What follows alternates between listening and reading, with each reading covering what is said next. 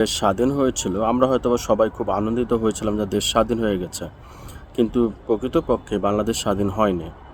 আর হবে কি না সেটা আল্লাহই ভালো জানেন।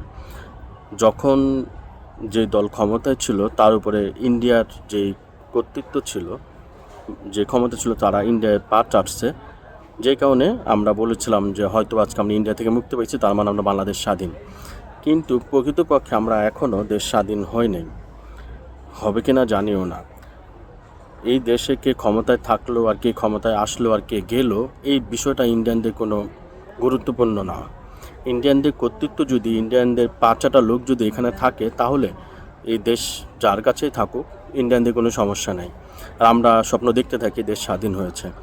জাকির নায়েককে আসার কথা বলে যেই বিষয়টা ঘটলো আর যে বিষয়টা ইস্যু দেখে জাকির নায়েককে নিষেধ করা হলো, এই টোটালি বোঝাই যাচ্ছে যে বাংলাদেশটা স্বাধীন হয় নাই। ইন্ডিয়ানদের 5-6টা গোলামগুলো এখনও আছে, যে ক্ষমতায় আসবে তার আরও বেশি পা চাটবে। সে কে আসবে সেটা আল্লাহই ভালো জানেন। আমরা চাই, ব্যক্তিগতভাবে আমি চাই, আল্লাহ সুবহানাহু ওয়া তাআলার জন্য এই বাংলাদেশটাকে শকুনদের হাত থেকে নিরাপদ রাখুক। যদি আমাদের এই দেশের চতুর্দিকে যদি ইন্ডিয়া না থাকতো, তাদের কর্তৃত্ব বাংলাদেশে না থাকতো, আর বাংলাদেশের মানুষ যদি তাদের পা না চাটতো, তাহলে হয়তো ভাই এই বাংলাদেশ, সিঙ্গাপুর, মালয়েশিয়া এই দেশগুলো থেকে অনেক উন্নত হতো।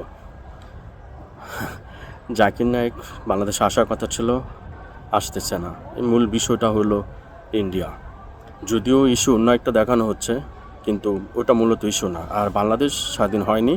আর ক্ষমতা যে আসবে, যেহেতু এখনই স্বাধীন হয় নাই বলতেছি, তার মানে ক্ষমতা আসার পর 5-6টা গোলামের সংখ্যা আরও বাড়বে।